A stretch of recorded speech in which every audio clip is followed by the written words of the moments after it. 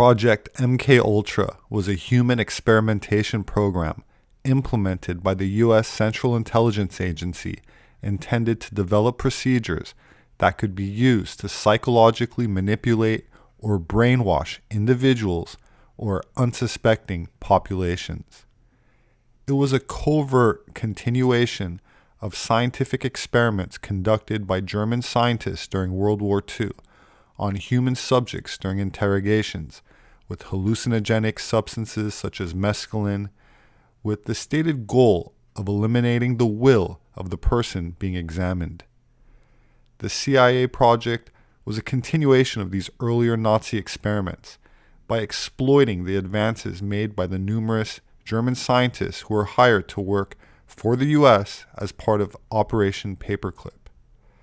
The post-World War II American MKUltra program used numerous methods to manipulate its subjects' mental states and brain functions, in addition to high doses of psychoactive drugs such as LSD and other chemicals like scopolamine. Without the subject's consent, the CIA used electroshocks, hypnosis, sensory deprivation, isolation, verbal and sexual abuse, and other forms of torture. MKUltra's scope was broad, with activities carried out under the guise of research at more than 80 institutions, aside from the military, including colleges and universities, hospitals, prisons, and pharmaceutical companies. That said, the attempts at psychological manipulation was not restricted to individual experimentation, but implemented on a large scale to influence public behavior through the infiltration of various forms of media, including film and music. John Homston, a retired CIA agent, has admitted on national Russian television that the CIA was behind the creation of the 1980s hip-hop scene and financed major hip-hop acts including NWA, Africa Boombata, and Grandmaster Flash and the Furious Five. The government at the time spent, quote, big money, serious money, on this covert operation destined to further division and corrupt the American youth to nihilist, anti-establishment, and anti-American ideologies, he explained in a half-hour interview broadcast on national television. Famous hip-hop songs of the legendary hip-hop outfit NWA were even scripted by a team of psychologists and war propagandists of the CIA. F the police and When I'm Called Off, I Got a Sawed Off, Squeeze the Trigger, and Bodies Are Hauled Off, and other nihilist and anti-establishment lyrics were intended to unleash a wave of cynicism towards authorities, promote the use of heavy drugs, and entice the youth with revolutionary counter-establishment ideas. The retired CIA agent claims the social engineering maneuver was extremely successful. Quote, "We understood at the time that music was a powerful means of propaganda to reach the youth," explained the 77-year-old man. "Our mission was to use teenage angst to our advantage and turn Generation X into a decadent, pro-drug, and anti-establishment culture that would create uprisings and further division within society. We even infiltrated mainstream radio to promote their music and reach millions of people every day," he admitted, visibly proud of the accomplishment. For many of us in the CIA, infiltrating the 1980s hip-hop scene was one of the CIA's most successful experiments of propaganda to date, he acknowledged during the interview. The retired CIA agent, who was granted a Russian residence permit in 2011, also claimed Lior Cohen, commonly known as the tall Israeli who runs hip-hop, is a CIA asset. When it comes to engineering culture, no one touches Lior Cohen, Homestead admitted. He ended up promoting rappers such as Jay-Z and Kanye West, and more recently brought Migos and Young Thug to prominence. Some experts openly admit hip-hop nihilism, which was expressed in the use of harder, more self-destructive drugs like heroin, cocaine, and methamphetamine, pushed United States President Richard Nixon into the war on drugs, a campaign of prohibition of drugs and foreign military intervention, with the stated aim being to define and reduce the illegal drug trade within America and around the world. Quote, "The chaos we caused in America helped the government justify overseas wars of plunder to Middle America. The country wouldn't be where it is today without hip-hop." Of course, hip-hop is not the only musical genre that has been infiltrated by the CIA, and certainly not the first. Many popular musicians of the second half of the 20th century, like David Crosby, John Phillips of the Mamas and the Papas, and Frank Zappa, grew up on military bases. They also resided in Los Angeles, in a military intelligence base on Laurel Canyon, where they were allegedly involved in the CIA's MKUltra program, a mind control operation whose real focus was to produce or at least manipulate the 60s counterculture scene. Jim Morrison was one of the earliest to arrive. He was son of the U.S. Navy admiral in command of the warships involved in the false flag operation known as the Gulf of Tonkin incident of 1964, which was used to justify the U.S. involvement in the Vietnam War.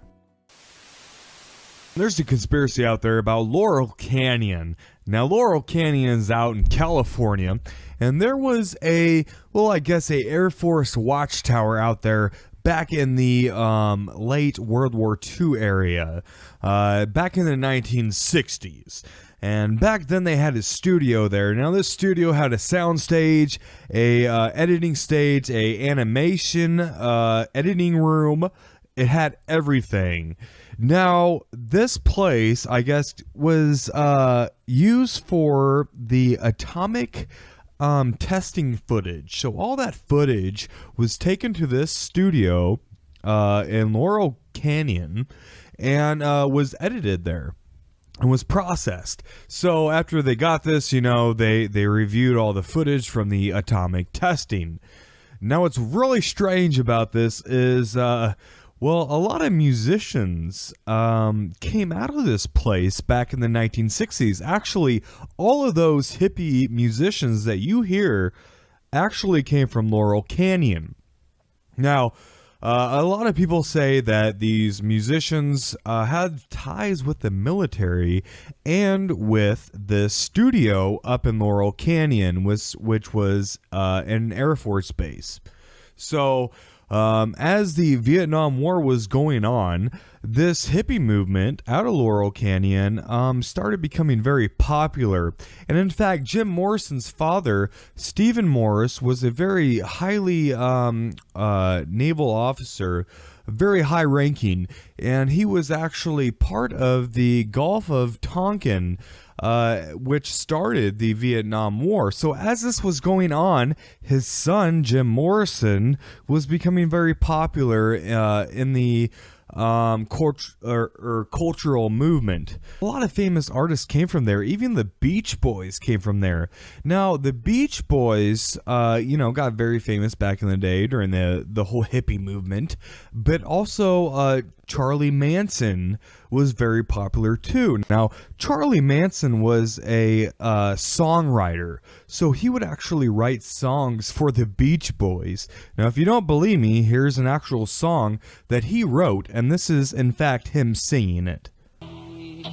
Give up your work. Come on, you can't be. I'm your kind, oh, your kind, and I can see.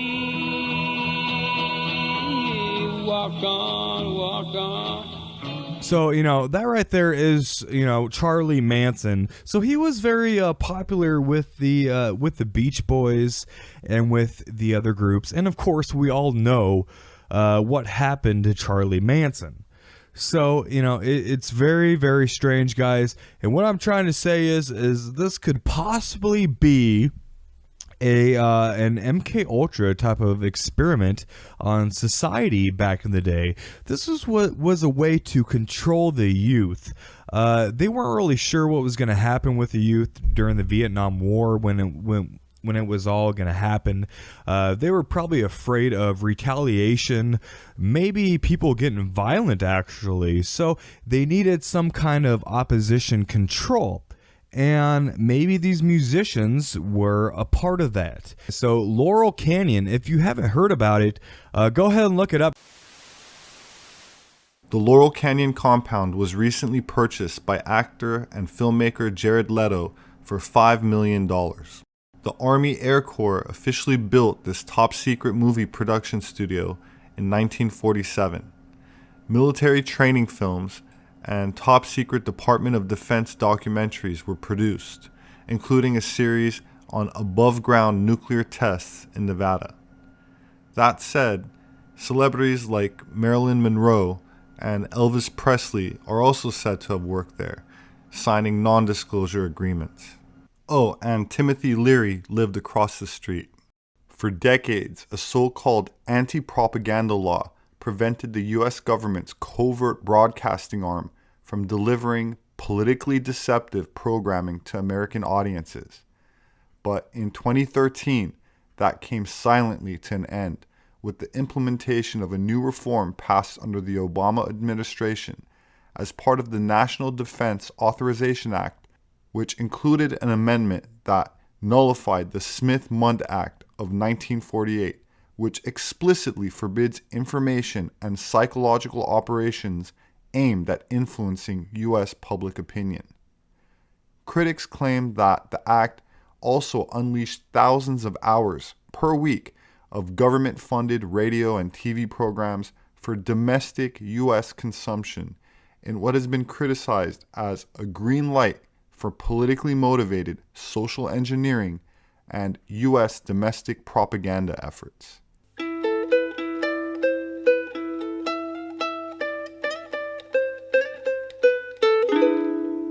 The U.S. government has been pulling the levers behind the scenes in Hollywood for decades, from funding the 1954 animated movie Animal Farm to more recently Transformers and Iron Man.